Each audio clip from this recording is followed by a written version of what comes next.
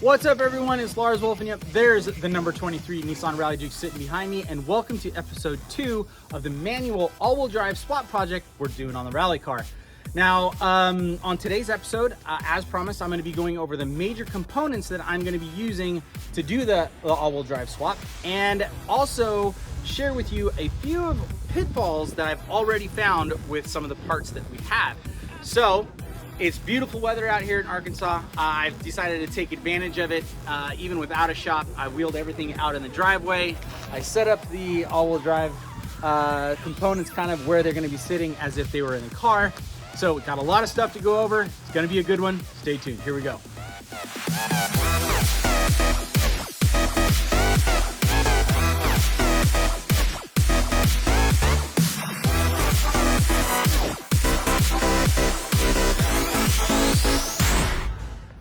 All right, so to start things off, I kind of had to set everything up, like I said, out in the driveway.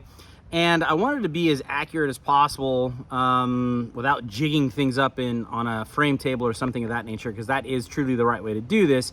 But we're getting started with the whole process. So these are the preliminary measurements and layout of what we're going to be dealing with today. So the first thing I did is I kind of took off a couple of the wheels on the Juke, and I took some measurements of the track width between axles, because like I explained in episode 1, the rear differential is very different between the JDM X-Trail, the parts that we're going to be using, and the USDM Nissan Juke rear differential. So I wanted to get some measurements and kind of, again, lay it out on the driveway, use some paint marks, and I'll go over those with you right now. But I wanted to show you real quick on what I did here. And basically all I did was I took a wheel off and I took a tape measure and I ran it through the subframe assembly to the other side and kind of rough estimate out to where the axle flange width and where the axles would be.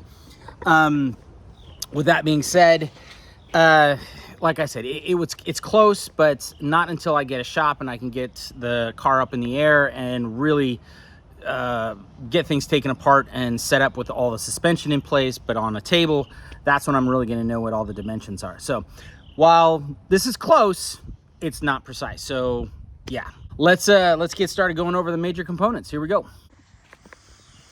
All right, so to start things off we got here, this is an MR16 DDT. So this is an engine that I had a few years ago in the rally car, and before an event, we had it tuned, and we had some major issues with the tune, and it detonated on test drive. We got a new motor literally on the fly for the event, changed it up, and then we made the event. So while I know this is internally no good, externally it is exactly what you're going to be bolting this transmission to in our cars. So USDM, right?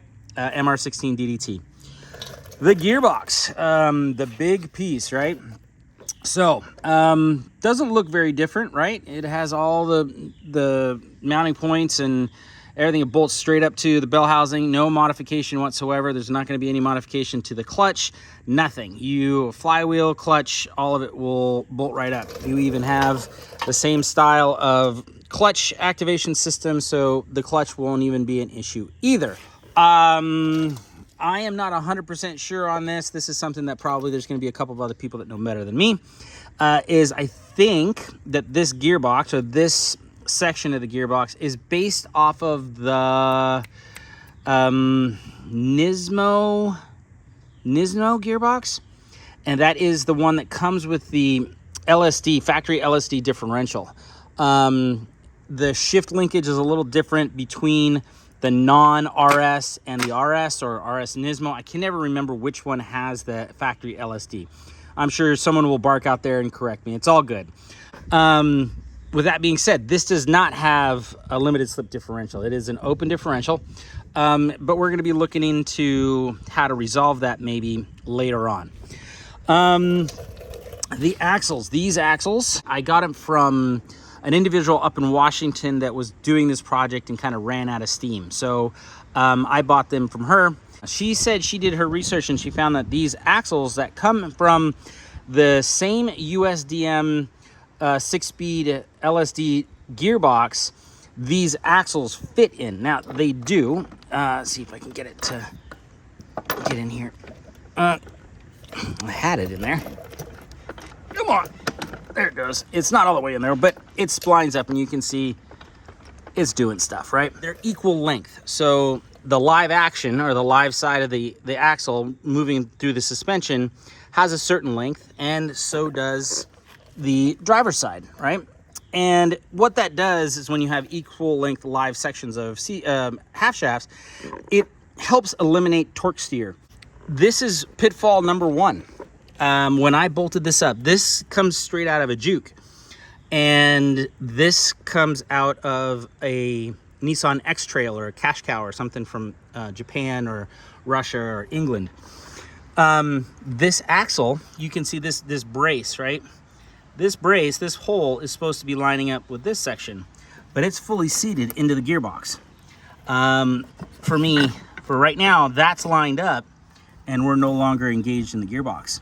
So I've got to do some more research, and hopefully my axle setup that I'm getting from Japan will have the correct length, or I'm going to have to machine up some center supports for the project. So pitfall number one.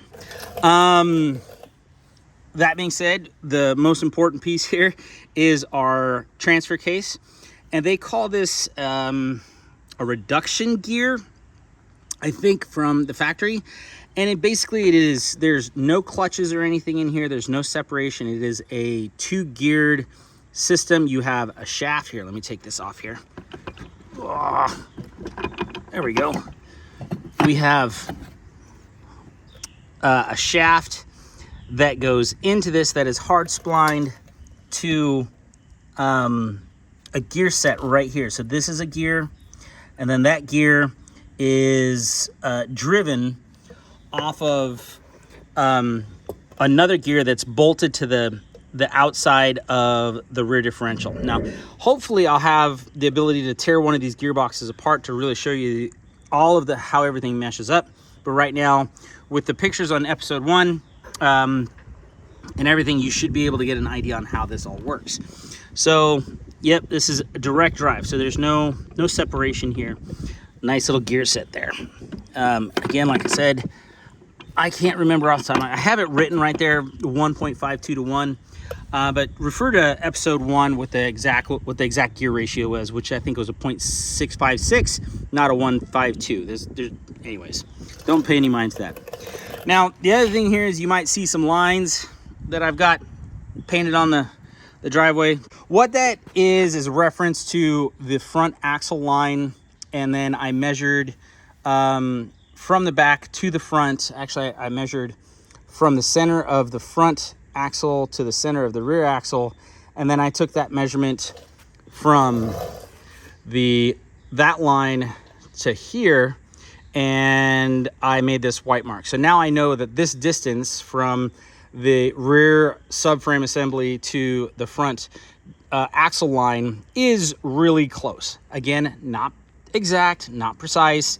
I will do some more measurements later that will really dial in that distance, and this will be sitting in a jig that will be the exact distance from here to here, so I know what to do with this. Okay, so where we're going with this. This is our drive line, right? Our propeller shaft. It bolts to here, and it bolts to here.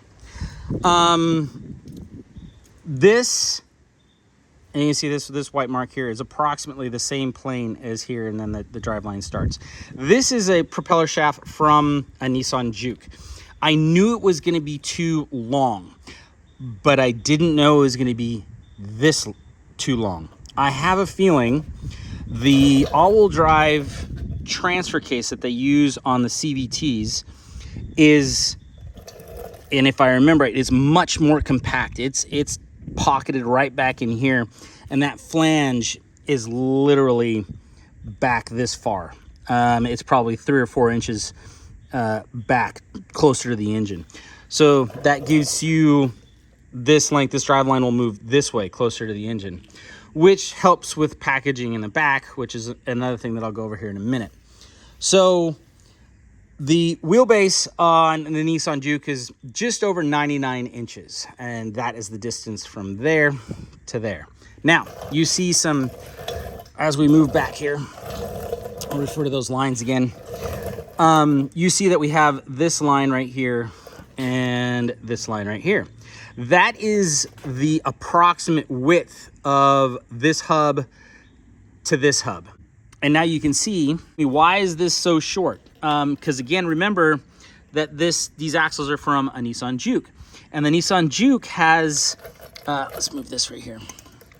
This is the center clutch assembly that disconnects the front drivetrain from the rear drivetrain. So this clutch pack opens and allows the rear wheels to spin independently of the front wheels. On the Nissan Juke, they put this clutch pack on both sides, one here and one here. That's one, again, why this is so wide. The Nissan Rogue rear differential is designed a little bit differently. But if you can imagine this width, you can see the bolt, that case half is split right here. And my fingers, I'm stretching my fingers out to go to the flange. It's about that far. If you can imagine that, bolted to the side of this and bolted to the side of this axle is going to be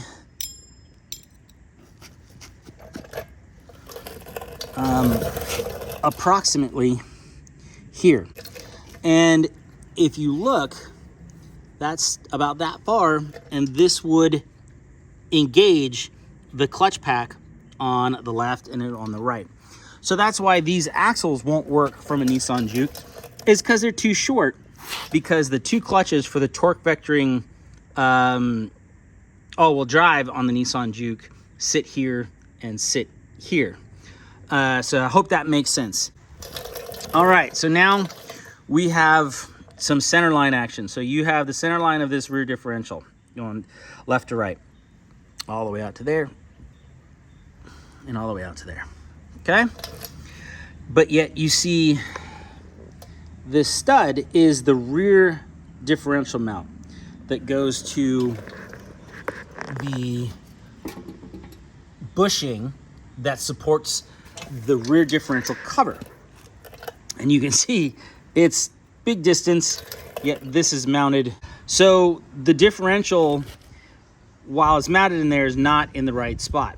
So I did some work today and I figured out that this will mount on the subframe, but this is the front nose mount, or the nose cone mount from the Rogue, and it does not fit. The center line, you can see the center line of holes from left to right is too short, all right?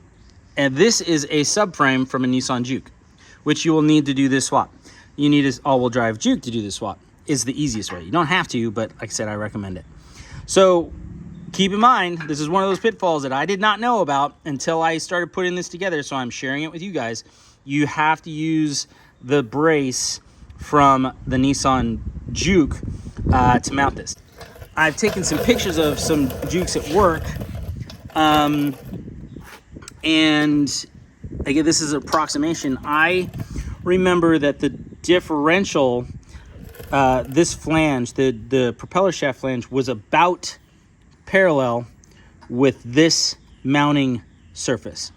So if you can imagine this flange back here, that was about where it is. And if you look, that line right there is the flange line. With that being said, if we go back to our driveline or propeller shaft, you can see that this is, the front flange is equal with this line, which is equal in line, in plane with the output shaft of our transfer case. So when we go back, we see one, it's nowhere near the correct length, way too long for our Rogue or X-Trail differential. Even if I have to move it back, because remember, these are a little, I don't like the way these sit. I think they need to move back a little bit. Even if I do that, this driveline is going to be too long. Is the X-Trail driveline going to work? I don't think so, because the X-Trail might be a little bit longer. Again, these are questions I don't have answers to yet, and when I have answers, you guys will have answers. The only other thing is that I think I might have to redo these mounts, move them back, and then also get a driveline made the correct length from this flange to this flange. I might go one-piece driveline. I really don't know yet. I got to find a driveline shop that'll do that work for me. I also have to, I think, get some custom axles made, but I don't have the X-Trail axles in my hand yet. I will be getting those here in the next month or two, and I will be doing another episode when I have all the X-Trail parts to match them up to the Juke parts so we can see the differences. So yeah, those are my couple of pitfalls that I found. One was the rear differential, when mounted up on its factory location, is a little too far forward. The CVs hit the suspension, the lateral link shackles. So I feel we don't need to move it back terribly far, but we do need to move it back. The front mount of the rear differential needs to be moved. The driveline, the axles, obviously, because we don't have that torque vectoring clutches on either side of the differential. And then when we go to the front, the big thing that I'm seeing so far is the axle on the passenger side has a inch and a half of difference in its location. So I thought I had a reason on why that axle would be so far over to the driver's side or the left side of the car, and it's not panning out. I'm gonna have to do some more research for you guys. I'm gonna have to kind of figure out what's going on, or I'm just gonna have to machine up a bracket that is going to do the job that we need it to do. Sometimes that's just what you got to do. Well, I think that's all I got for you today. There's not a lot more that I can go over besides the shift linkage, which I think it's exactly the same as what I got in the car right now. So I think that's it. When the new parts arrive, or when my parts arrive, I will do comparisons. So that's probably episode 3. Other than that, I really do appreciate you guys joining me today, staying for the entire video, watching, getting all the information. As always, everyone, hit that like, follow, share button. If you want, hit the bell, so every time I do one of these videos, you'll get little jingle, little reminder that, hey, I've done something new. But I'll leave that up to you guys. You guys are good that way. Anyways, thanks again, everyone. Take care, and life's a race. Drive hard. Bye.